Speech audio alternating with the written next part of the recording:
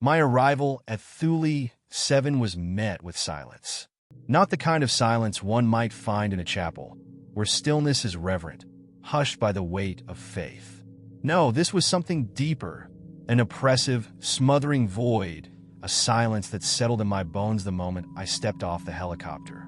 I had been warned about the Antarctic hush, how sound is devoured by miles of frozen emptiness. But nothing prepares a man for the sheer absence of the world itself. The base loomed ahead, a cluster of low, metal buildings half buried in the ice. Snow and time had worn them down, giving the impression that Thuli 7 had been here far longer than its record suggested. The wind howled, but it was the only thing alive.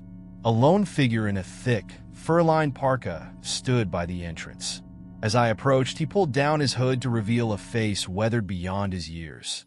Cheekbones sharp, lips pale as candle wax. "Father Gabriel," he asked, though there was no warmth in it. I nodded. "Dr. Silva," he said, "lead researcher. We weren't expecting you until tomorrow." "Pilot said a storm was coming in," I replied. "Wanted to beat the worst of it." Dr. Silva didn't acknowledge this. He simply turned and gestured for me to follow.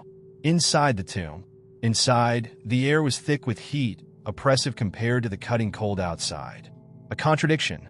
The moment the heavy door slammed shut behind me, I felt it, a wrongness, as if I had entered a space that did not want me there.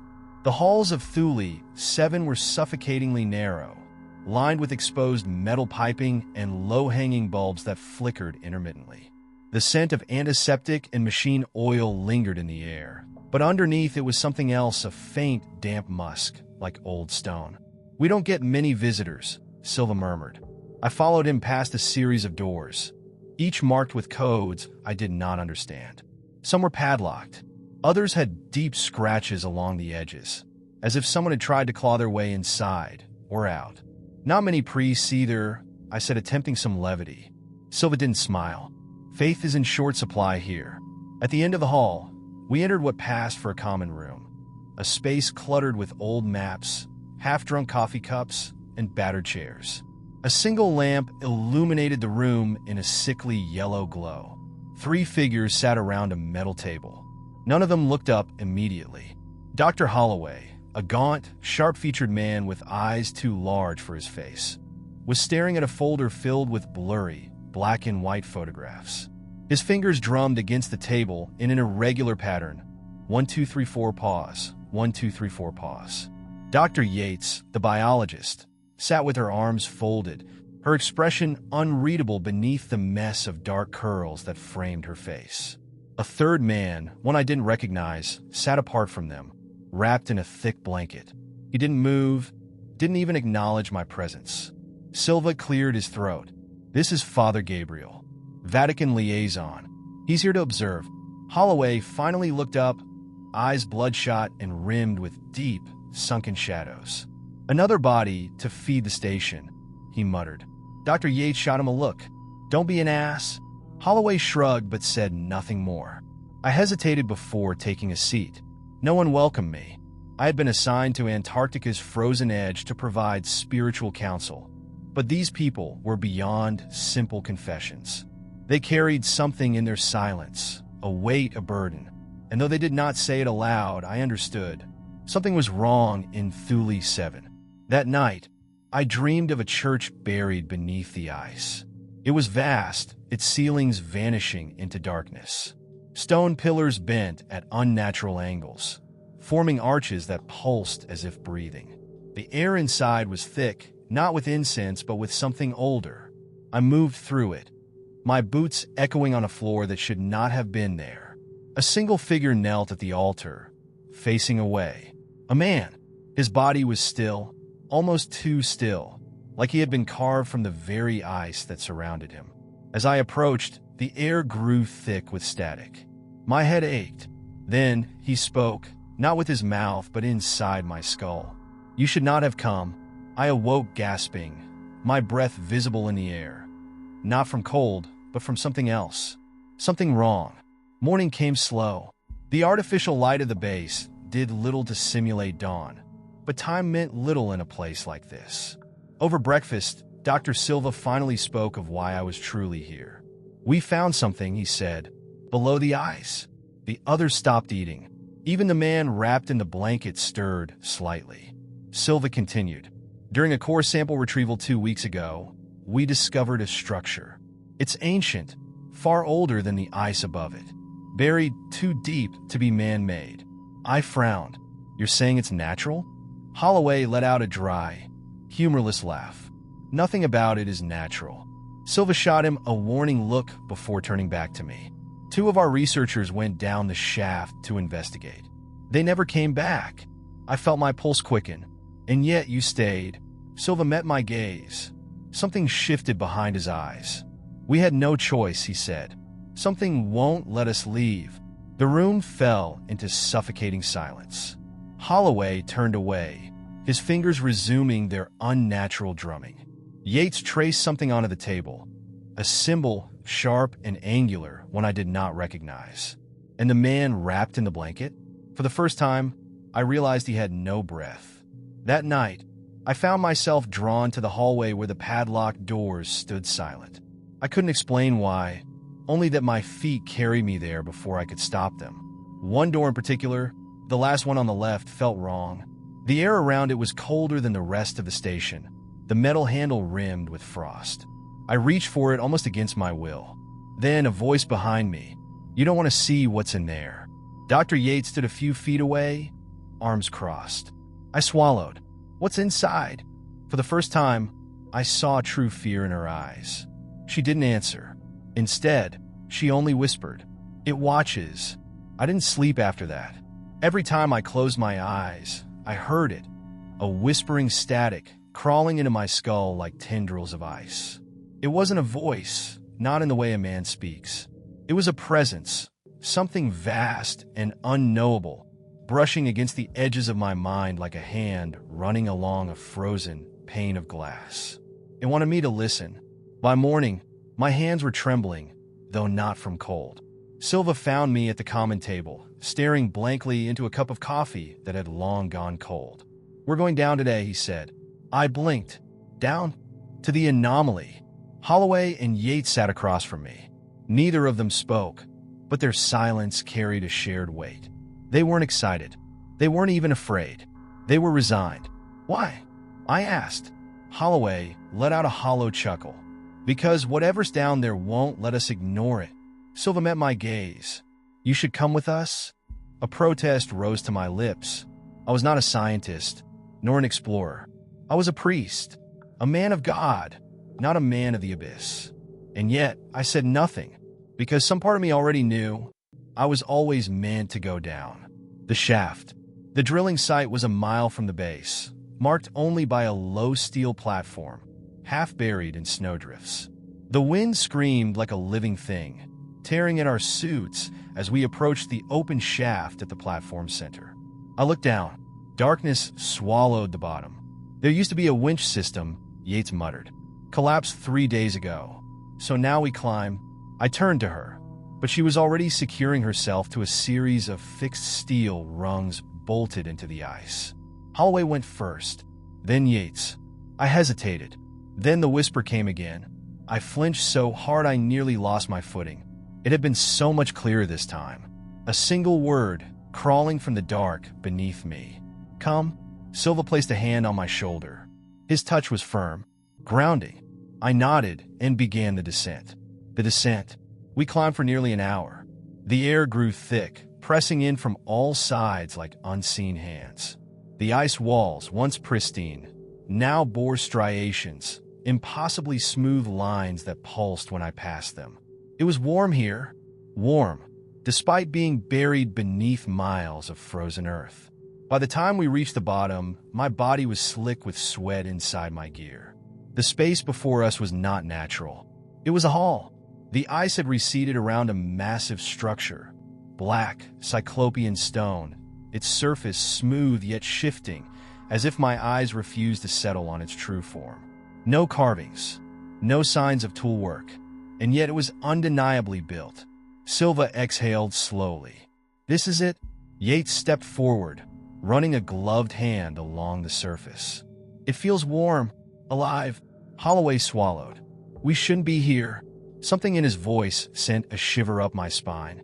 I turned to him, expecting his usual snide expression. But his face was pale, his lips pressed into a tight line. He was serious. Then why did you come? I asked. He didn't answer. And then the door opened. The temple beneath the ice. No one touched it. No one moved. And yet, the black stone split apart soundlessly, revealing a passage into impossible darkness. I felt it then, a shift in the air, something vast turning its attention toward us. Yates took a step forward. Wait, I started, but she didn't stop. She vanished into the darkness without a sound. Holloway cursed. Silva hesitated only a moment before following. I stood there, pulse hammering. The whisper curled through my skull again. Come. I stepped inside, a place older than light. The walls did not feel like stone. They pulsed beneath my fingertips, smooth yet shifting, like something half awake, waiting to fully open its eyes. The further we walked, the more wrong it became. The corridors were too vast, stretching beyond the limits of our flashlights. I glanced back at the entrance, but there was no entrance anymore. Only black walls. We're inside something, Holloway murmured. Silva led us forward, deeper. We had no choice. Then, the corridor opened into a chamber of impossible scale. It was vast beyond reason, its vaulted ceiling lost in shadow, supported by pillars that curved in unnatural ways. At its center stood an altar, carved from the same black stone, its surface marred by grooves and depressions that seemed shaped for bodies. Silva approached the altar, tracing his fingers along its surface. His breath hitched. There's something here, he whispered. I stepped beside him. At first I saw nothing. Then the stone shifted. A figure moved beneath the surface, frozen yet not frozen. A body preserved in the rock. Its face was human, and then its eyes opened. The hunger that watches. The world fractured. A sound, not heard but felt, ripped through my mind. 1,000 voices screaming without mouths. I fell to my knees, gasping. The room was wrong now. The walls no longer stone but flesh, pulsing like a living lung. Silva staggered back. Yates was on the floor, eyes wide, lips moving soundlessly. Holloway was convulsing. And the thing in the altar? It was watching us. Not moving, not speaking, just watching. I felt my own heartbeat slow. My breath came shorter. Something was draining us. It wanted us empty. Move! Now! Silva shouted. He dragged Yates to her feet, pushing her toward the corridor. Holloway let out a broken sound, something between a sob and a laugh. We woke it up. I grabbed his arm, but he ripped away. No, he gasped, eyes too wide now like they had seen too much. We were never meant to wake it. The escape that wasn't. I ran. The corridor stretched before us, longer now, impossibly long. The whispers grew into screams, splitting the air like jagged glass. Silva dragged Yates forward, and I followed, forcing Holloway along. Behind us, something shifted. Not footsteps, not movement. Reality itself bending inward. We ran until we reached the place where the entrance had been. Only now it was open again. I didn't question it. We burst out into the ice shaft, scrambling up the rungs, gasping for breath. I climbed. I was still in my room.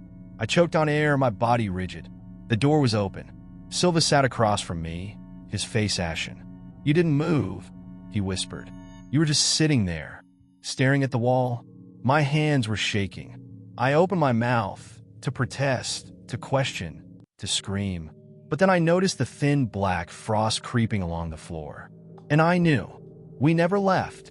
The world no longer made sense. I sat at the edge of my bed, hands trembling, watching the thin black frost spread across the floor like veins of ink bleeding through paper. The others had seen it too. Silva was across from me, his breath shallow, his face a sickly shade of gray. Yates sat on the floor, her knees drawn to her chest, whispering something under her breath. Holloway hadn't spoken since we returned, if we had returned at all. I pressed my fingers into my temples, trying to steady my breath. We went down there. We saw. You didn't move, Silva interrupted. His voice was brittle, barely held together. "For over 6 hours you sat in this room, staring at the wall." He rubbed his arms as if he were freezing, though the room was still too warm, the air thick like damp rot. "None of us remember coming back," Yates whispered. "One second we were down there. The next we were here." I looked down at my hands. My nails were dark, as if frostbitten. "We never left," Holloway said suddenly. His voice was hollow, distant, as if the words didn't belong to him. "Part of us is still down there." A chill, deeper than any Antarctic cold, curled around my spine. I opened my mouth to deny it, but then I saw something shift in the corner of the room. At first I thought it was a shadow. Then I realized it was watching me. A distortion in the air, an outline just barely visible, darker than the dim light of the station. Not a presence, an absence. I blinked and it was gone, but the frost was thicker now. Yates suddenly gasped, clawing at her throat. Her eyes went wide, and for a moment, I saw something inside them. Not her reflection, but something else, something impossibly deep, impossibly ancient. Silva lunged forward, gripping her shoulders. "Breathe, Yates! You're here! You're—" She made a horrible, wet, choking noise. Then her body went limp. Not unconscious. Still. Too still. We watched, unmoving, as she lifted her head. Her pupils were gone. Only blackness remained. She opened her mouth, but it wasn't her voice that came out. It was the whisper from below. "You are already ours." My body locked, a scream trapped inside my ribs. Yates convulsed, her jaw stretching unnaturally wide. Her breath came out in ragged bursts, thick with something that smelled like salt and old stone. Holloway bolted from the room. Silva shouted his name, but I didn't move. I couldn't.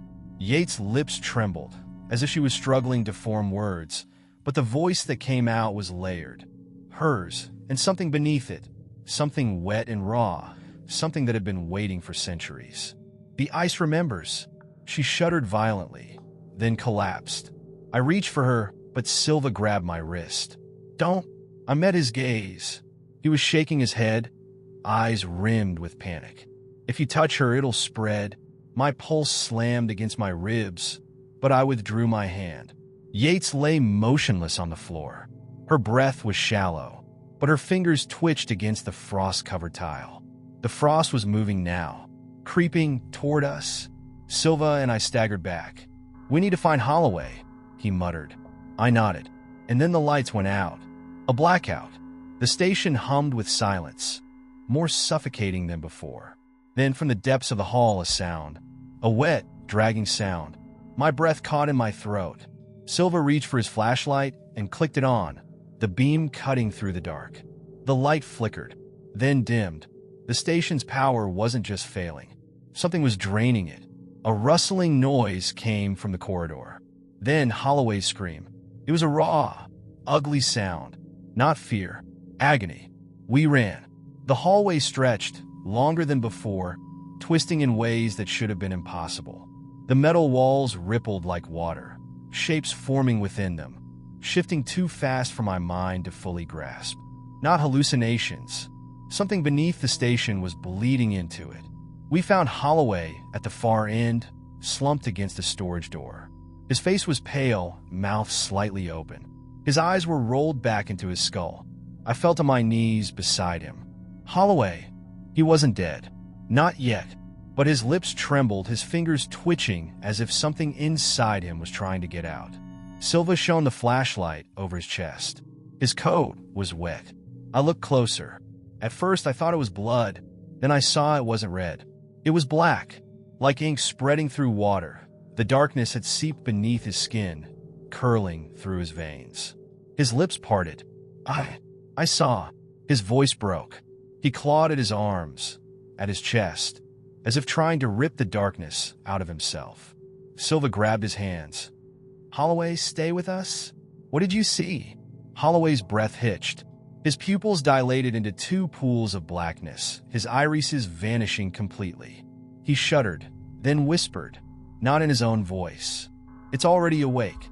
A violent spasm overtook his body. His back arched, and he let out a ragged, inhuman gasp. Then, The blackness poured from his mouth, a thick, writhing substance, moving like liquid shadow, spilling from his lips and pooling onto the floor. Silva jerked backward. I stumbled away, heart hammering. Holloway twitched. His mouth kept opening, too wide, too long, until there was nothing left of his face but a gaping black void. Then he collapsed, and the black liquid began to move. I grabbed Silva and ran. The station twisted around us. Hallways folding into themselves, doors where they shouldn't be, the walls breathing. The frost spread faster now, tendrils of it racing along the floor. Ahead of us, the door to the radio room stood open. We burst inside, slamming the door shut behind us. Silva collapsed against the desk, gasping for breath. I staggered to the radio, flipping switches with shaking fingers. We need to call for evac. We need. Then I saw it. The radio was already on. The transmission light was blinking. Someone or something had already been using it. I pressed the receiver to my ear. A voice came through. At first, it was garbled, distorted by static. Then I realized it was my voice. I dropped the receiver as if burned. My own voice crackled through the radio, whispering in a tone flat, dead wrong. You shouldn't have come. Silva grabbed my arm. Gabriel. The lights flickered. The black frost curled toward us, creeping beneath the door. A sound echoed through the station. Not a voice, not a whisper, a heartbeat, a deep, slow pulse, vibrating through the walls. I turned to Silva, my mouth dry. It's not beneath the ice anymore, I whispered. The heartbeat grew louder. Silva met my gaze. It's here. The station was collapsing around us. Not in the way metal buckles under weight or ice cracks under strain. This was something deeper, more fundamental. Reality itself was giving way. The walls pulsed as if breathing, their surfaces slick with something black and shifting.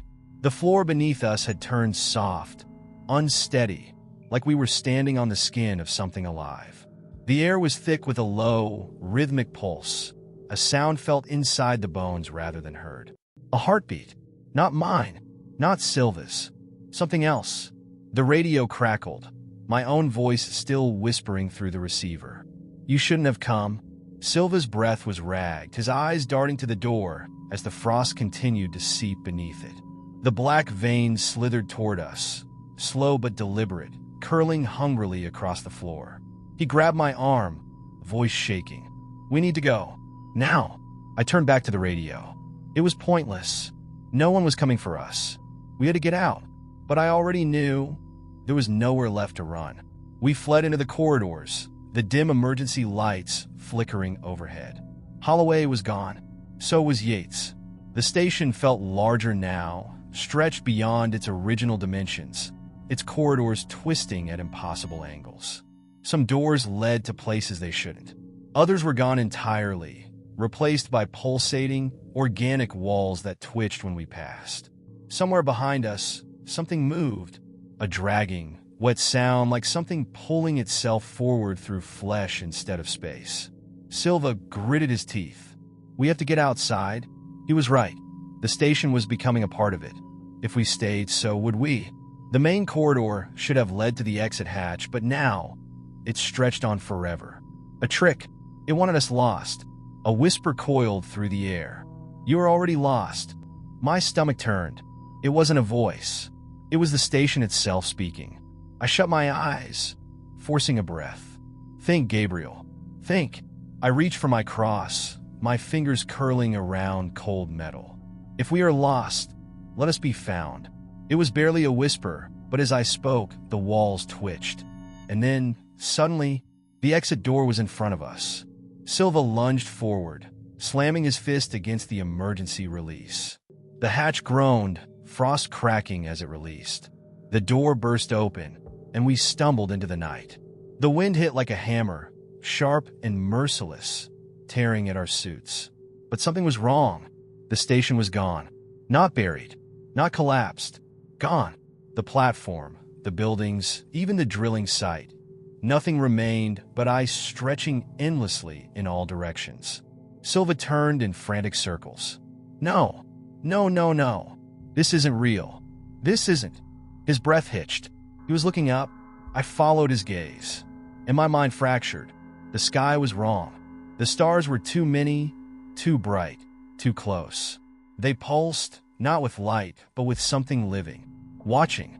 The auroras above were not auroras at all, but shifting veins of color, stretching across the atmosphere like the capillaries of something vast, something pressing against the skin of the world from the other side.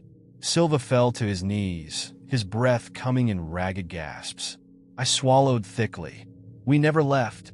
He turned to me, eyes rimmed with horror. We were never supposed to. The ice beneath us shuddered. A sound, deep and impossibly vast, reverberated through the frozen earth. The heartbeat. It was no longer below us. It was all around us. Silva clutched his head, rocking slightly. It's not real. It's not real. It's not real. It is. My voice barely escaped my throat. He looked up, something breaking inside him. Then what do we do? The question hung between us. I didn't have an answer.